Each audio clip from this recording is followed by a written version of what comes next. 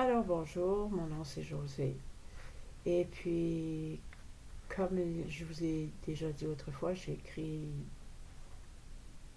des communications. Des fois je vous lis mes communications, des fois c'est mes réflexions. Et aujourd'hui c'est une page de mon journal. Et puis, cette page a été écrite il y a plus de 18 ans. J'en ai 65, fait que vous pouvez imaginer quel âge que j'avais dans le temps. Et puis, c'est juste pour montrer comment que la vie peut nous changer à travers le temps. Alors, j'ai surnommé ce que j'ai écrit l'obsession. La maladie mortelle de l'être humain sur le plan mental est la pire que je connaisse et la plus fatigante à vivre avec, jour après jour, puisqu'elle essaie constamment de te tenir comme une sangsue. Je ne parle pas ici de celle qui, durant la journée, nous obsède par une chanson que nous avons entendue et ne veut plus, pour quelle que soit la raison qui ne veut pas décoller. Non. Je parle de celle qui nous attaque sournoisement le soir, lorsqu'on se couche pour dormir, celle que l'on ne voit pas, qu'on ne s'entend pas la nuit, parce qu'elle peut apparaître n'importe quand, n'importe quel moment. Elle est vicieuse et elle est épuisante. Parfois, elle est hallucinante et au réveil, on se demande pourquoi l'on s'est obsédé à rester couché, juste pour l'écouter. Tout ça parce qu'on croyait que ça s'en irait, que ça s'arrêterait. Mais malheureusement, c'est toujours se mentir que de penser ainsi. Les causes de ce trouble sont multiples. Ce peut être dû à un film, un programme de télé que l'on a regardé, un jeu que l'on a trop longtemps joué, un livre dans lequel on s'est identifié ou qui, sans s'en rendre compte, nous a profondément affectés. Oui, que ça m'est arrivé souvent dans le temps. Et dont notre mental ne peut délaisser, probablement dû à une expérience passée que nous avons oubliée, ou un jeu d'association que nous n'arrivons à dissocier, mais dont lui, notre mental, ne peut se défaire, et qui se refait minute après minute, seconde après seconde, voire heure et jour après heure et jour. Je dis probablement que je ne suis pas un médecin. De plus, je ne sais pas si les médecins le savent ou non, mais nous le dirait-on, nous le diraient-ils, franchement? Car pour eux, c'est toujours notre imagination qui marche un peu trop. Et d'ailleurs, plusieurs ne se gênent pas de le dire, puisqu'encore une fois, selon eux, on leur fait perdre leur temps. Et ils nous renvoient chez nous pour qu'on prenne rendez-vous avec notre médecin de famille afin qu'il nous prescrive des somnifères pour que nous puissions dormir en paix. Solution simple, vous ne trouvez pas? Mais qu'arrive-t-il si les obsessions vous suivent même lorsque vous dormez après avoir pris cette petite pilule? Que faites-vous lorsque ces cauchemars, ces rêves de fou vous assaillent et vous attaquent? Que faites-vous? Rien. Vous ne faites rien. Rien. Car vous ne pouvez rien faire. En majorité du temps, si votre pilule est moindrement forte, elle vous empêchera de vous réveiller sur le champ. Et vous devrez attendre que l'effet soit moins fort afin de pouvoir le faire. C'est épuisant. Je dis épuisant car vous devez attendre. Et oui, ce que bien des gens ne savent pas, c'est qu'on est conscient que l'on dort et qu'on ne peut absolument pas se réveiller. C'est ça qui est alarmant, c'est ça qui est épuisant et qui est stressant. Imaginez-vous en train de faire une crise de panique en plein sommeil et que vous ne pouvez pas vous réveiller. Épeurant, non? Oui, c'est épeurant, je vous le dis, car lorsque vous pouvez finalement vous réveiller, votre cœur vous débat dans les oreilles, votre respiration est saccadée et vous avez de la difficulté à prendre chaque respire sans que vous sentiez comme une certaine brûlure se poindre dans votre conduit d'air et vous avez l'impression, à cause de ce manque d'oxygène, que votre tête va éclater. C'est vraiment terrifiant. Je vous le dis, ce sentiment d'impuissance est terrifiant. Et pourtant, moi, je le vis sans médicaments la nuit.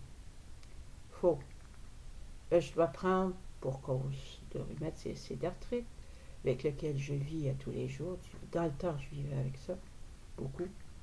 De la médication pour que le mal n'enflamme pas mes jointures, pour essayer de mieux respirer et de pouvoir avoir un semblant de vie normale. Vous savez, le cerveau travaille d'une manière très mystérieuse et on a beau l'étudier, l'analyser, il trouve toujours un moyen de vous débalancer. Certains soirs, je n'osais même plus me coucher, je ne voulais simplement pas dormir. Mais l'être humain n'est pas fait pour rester 24 heures sur 24 debout.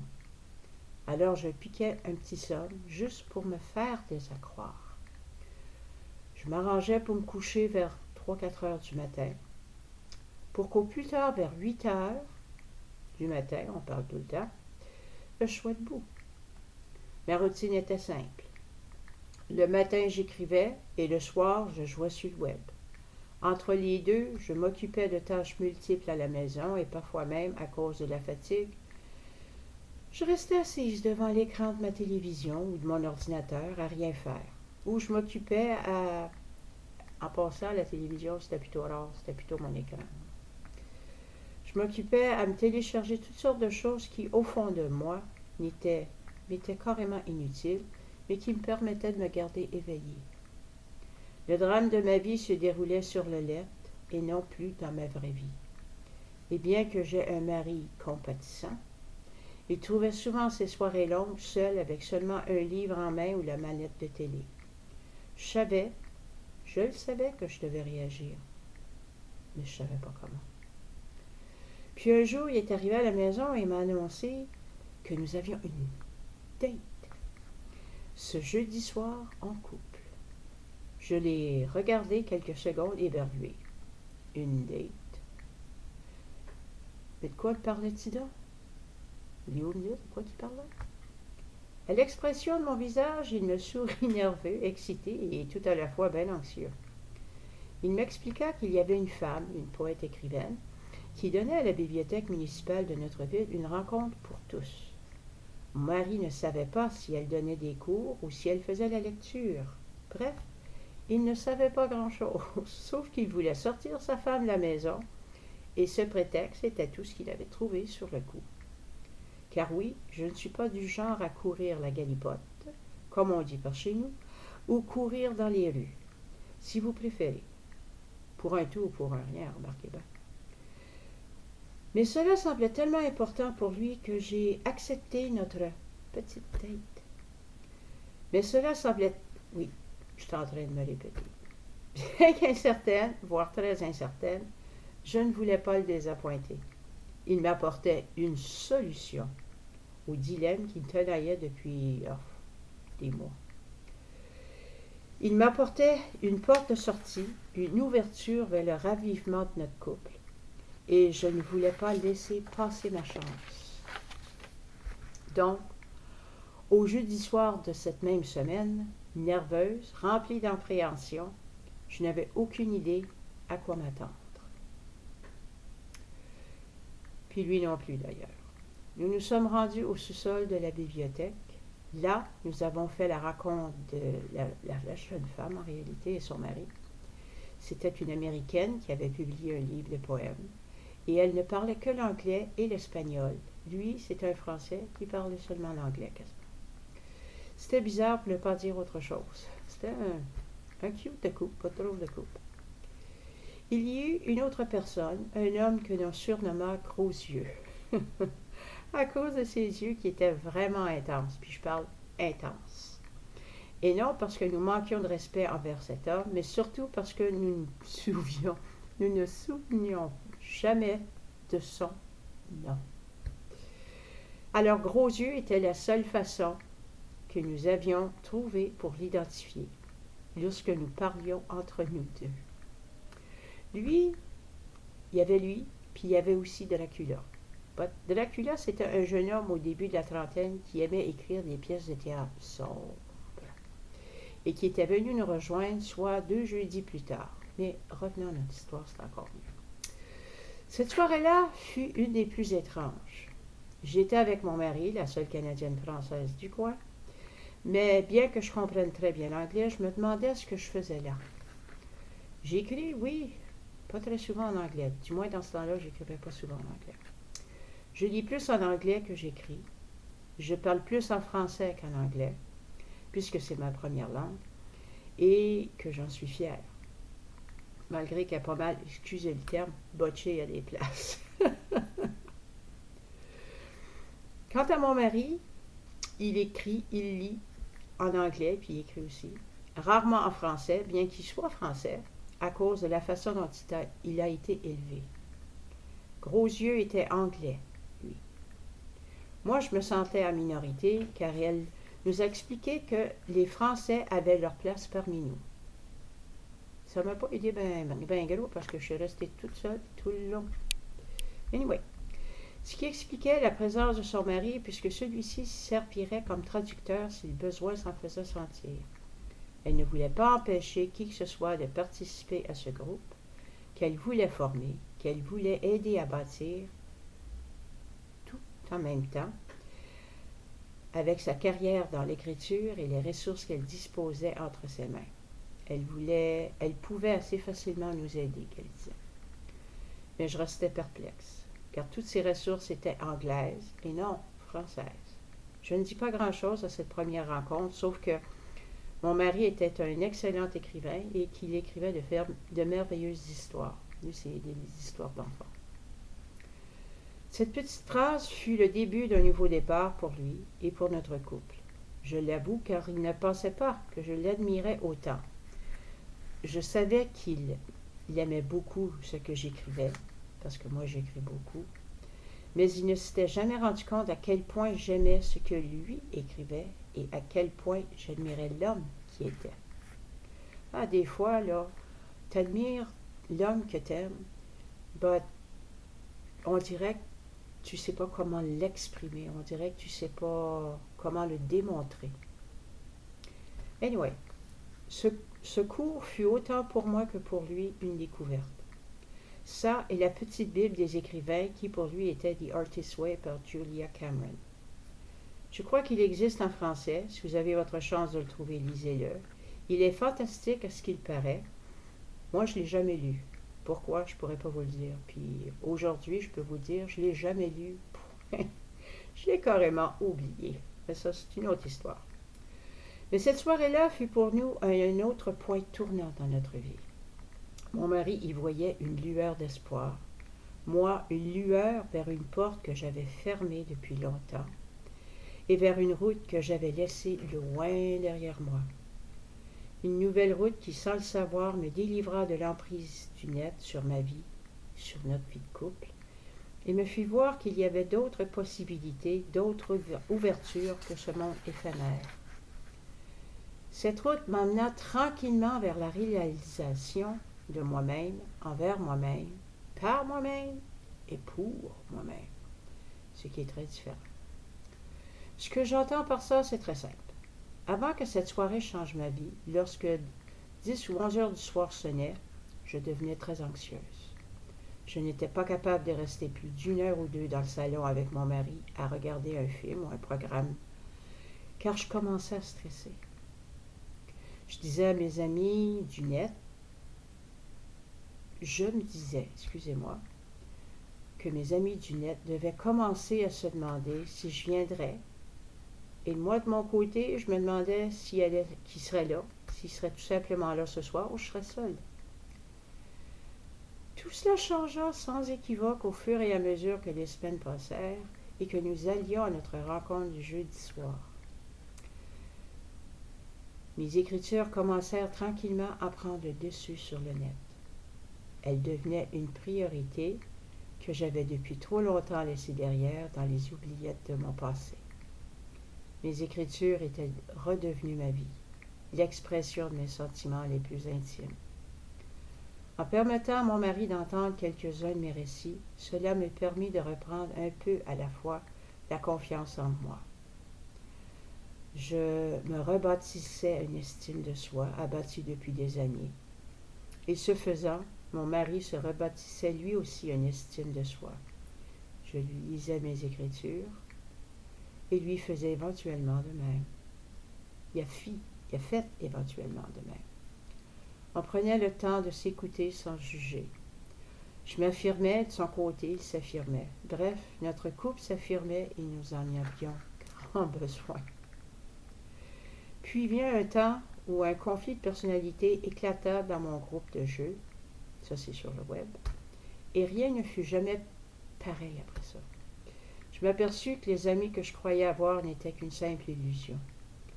Une illusion qui m'avait aidé pendant la période creuse que je venais de passer à remonter la pente de la solitude, mais qui maintenant n'avait plus sa place.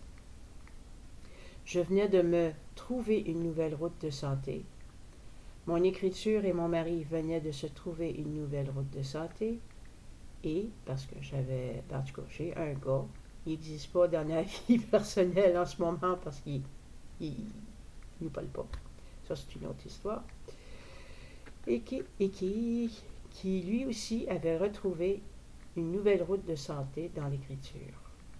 Puis il écrivait des beaux poèmes. Aujourd'hui, je ne sais pas s'il écrit. Je sais que dans le temps, il écrivait d'excellents poèmes.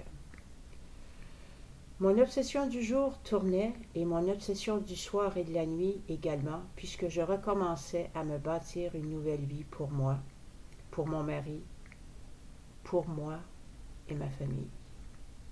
Puis un matin, je me suis décidée à couper tous les ponts que j'avais moi-même créés sur le net. J'ai trouvé cela extrêmement dur au début. Mon mental ne voulait pas lâcher prise et la culpabilité ne cessait de vouloir prendre pied dans le nouveau cheminement de vie que j'avais décidé de faire. Mes nuits étaient remplies de cauchemars obsessifs et mes pensées le jour cherchaient constamment des excuses pour revenir en arrière, comme envoyer une lettre pour leur expliquer ce que j'avais décidé de faire, etc. Mais c'est mon mari qui m'a fait changer d'avis, en me disant « Tu fermes la porte, laisse-la fermer. Ne leur donne pas une chance de te reprendre. » Et je savais qu'il disait vrai. Je n'étais qu'une bonne oreille pour eux, puisque leurs problèmes étaient toujours plus graves, toujours plus gros, toujours plus énormes que les miens. Leurs difficultés physiques, mentales, monétaires étaient toujours plus problématiques que les miens. Non, mon mari avait raison. Mieux valait laisser la porte fermée, mais avant que mon mental ne s'ajuste, les rêves et les cauchemars obsessionnels de culpabilité ont fait rage dans ma tête pendant un grand bout. Il m'arrivait même d'en ressentir les effets, voire des mois plus tard. De plus, je suis une grande sensible et j'avoue que ce qui m'a aidé, c'est lorsque je suis allée voir sous un autre nom mon ancien groupe de jeu. En me déguisant en un autre personnage, en changeant mon pseudonyme, je suis retournée le voir. Là, j'ai su et appris des choses qui, pour mon propre bien-être, m'a beaucoup aidé à m'apaiser. Je ne parlais pas à qui que ce soit. J'étais une simple spectatrice, une observatrice des lieux. C'était une cure inespérée contre le stress, la culpabilité que je ressentais depuis trop longtemps. Personne ne se souciait de moi, car ils ne savaient pas qui j'étais. Ils ne me connaissaient pas. Et le plus comique, c'est qu'on m'avait déjà oublié. L'importance que je croyais avoir été pour eux était fausse, juste une illusion. Ce fut un soulagement pour moi car je pouvais maintenant, en toute tranquillité d'esprit, avancer sans regarder en arrière. Je réalisais, peu à peu, que mon obsession s'estompait. Mais l'histoire diffère totalement de celle de mon mari, car ce qui l'obsède le plus, c'est le mal. Un mal qui le nargue jour et nuit, tournant tout ce qui pourrait être sain et beau en absurdité. Oh, il fait des farces, parle de ce qu'il aimerait faire, voudrait faire, mais le mal est une obsession de l'esprit, que le mental peut difficilement mettre de côté. C'est une catégorie à part. Le mal, la culpabilité, sont deux fortes têtes qui sont dures à battre, implacables lorsqu'ils vous accablent ensemble. Je l'ai souvent vu avec mon mari, lorsqu'il se réveille en sursaut durant la nuit, pour un tout ou pour un rien, le cœur lui débattant dans les oreilles, le souffle coupé, etc. Mais heureusement pour lui, ce qui l'a tenu sain d'esprit fut l'Écriture. L'Écriture, vous savez, peut faire des miracles. C'est ce que... Ah, des fois, là, quand tu veux parler, on dirait que la bouche se fourche. C'est ce qui lui est arrivé et c'est ce qui nous est arrivé. Elle nous fait voir ce qu'en d'autres temps nous ne verrions pas. Elle nous fait découvrir des choses qu'autrement nous ne découvririons pas. Elle est extraordinaire car elle est un remède qui ne coûte pas cher, mais qui fait un grand bien, puis qui a fait un grand bien pour moi et mon mari, ainsi que pour notre fils, et je suis sûre pour tous les êtres humains sur Terre. J'entends... Oups, je ne sais pas écrire, moi. Alors, ne portez pas attention sur l'orthographe, la conjugaison, puis tout le restant. Cette écriture est juste pour vous. Pas pour le voisin, pas pour la voisine. Même pas pour ton copain ou la famille. Et si vous y découvrez une passion, des cours se donnent.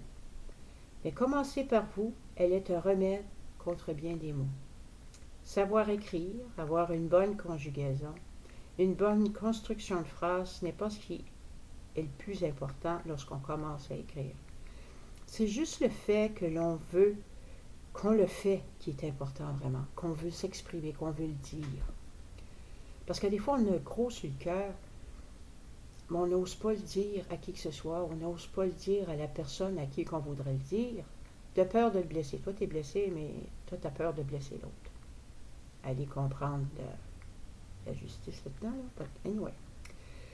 Savoir écrire pour soi est la note la plus importante qui soit. C'est la première source. Le premier pas vers la redécouverte de soi. Puis ça, c'est vrai, par exemple. Même aujourd'hui. Et l'obsession n'a éventuellement plus sa place dans ce temps-là. L'emprise qu'elle avait autrefois sur notre mental et sur notre vie, elle vient qu'elle n'existe plus. Cela ne se fait pas en un jour ou du jour au lendemain. Il faut y travailler. Mais grâce à l'écriture, j'ai pu, moi, me débarrasser de plusieurs obsessions que je ne savais même pas que j'avais. Oui, tu découvres des choses quand tu écris, puis à un moment donné, tu relis, puis tu te rends compte, oh boy, yep. Grâce à l'écriture, j'ai pu me débarrasser et me construire un nouvel avenir envers moi-même, envers mon mari, envers ma famille.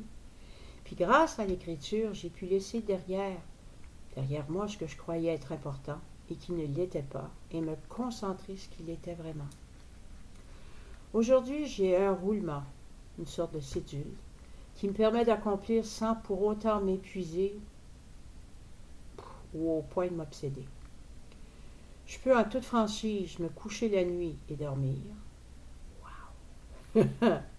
Et bien qu'il m'arrive parfois d'obséder, mais ce n'est plus comme avant, car ma vie n'est pas celle des autres, c'est la mienne. Oui, j'ai appris à m'écouter, puis j'ai appris à m'entendre, puis à agir en fonction de. Ça non plus, ça ne se fait pas du jour au lendemain. Bien des obstacles ont obstrué ma vie, ma route, à travers les années qui suivirent. Comme du monde, j'ai avancé, j'ai reculé, je me suis perdue à nouveau, mais ça, c'est pour une autre histoire. Oui, je me suis retrouvée, comme vous voyez. Parce qu'il y a des fois, là, dans la vie, tu fais ça de même. Puis, à un moment donné, tu es tanné de faire ça. Puis, quand tu viens tanné, tu te parles, tu t'occupes plus de toi. Tranquillement, pas vite, la stabilité... Oh, tu fais des petites affaires. La stabilité revient tranquillement. Anyway, comme je disais, c'est une autre histoire. L'écriture me permet même aujourd'hui de m'exprimer et à travers elle, je vis toutes sortes d'aventures. J'ai vécu toutes sortes d'aventures, puis je continue d'en vivre toutes sortes d'aventures, d'en vivre. Les communications spirituelles que je reçois en sont une. Les histoires que j'écris viennent parfois de moi, mais ils viennent également de mes communications, et celles-ci m'ont guéri de plus d'une manière, grâce à mes anges, mes guides, qui me parlent et me parlent toujours. Je ne vous dis pas d'écrire. On est tous différents. Je vous dis seulement de trouver ce qui parle le plus en vous. Pour moi, c'est l'écriture et le dessin. Pour vous, c'est peut-être la charpenterie, la couture, la cuisine. Ça peut être bien des choses. Qui sait? Anyway, ce qui est le plus important, c'est que vous arrivez à vous exprimer. Il y en a, c'est la chanson. Ça aussi, il y a des fois, quand vous écrivez des paroles, là, le monde n'est pas obligé de savoir comment vous l'écrivez. Vous pouvez la chanter. Personne ne sait ce que vous avez écrit. Pas pour... Puis vous pouvez la chanter sans vous nécessairement pour les autres, juste pour vous. À des fois, quand tu t'écoutes les paroles que tu as écrites, la chanson que tu avais sur le cœur, les paroles, les mots, les blessures que tu ressors dans la chanson, ça te fait du bien. Oui, parce que j'ai écrit aussi de la musique, mais pour moi-même. Anyway, là-dessus, je vais vous quitter. Et puis, laissez-moi des commentaires si vous voulez, si vous aimez ça, si vous n'aimez pas ça. Et puis moi, en ce moment, je vous remercie de votre écoute parce que si vous m'avez écouté jusque-là, vous êtes patient.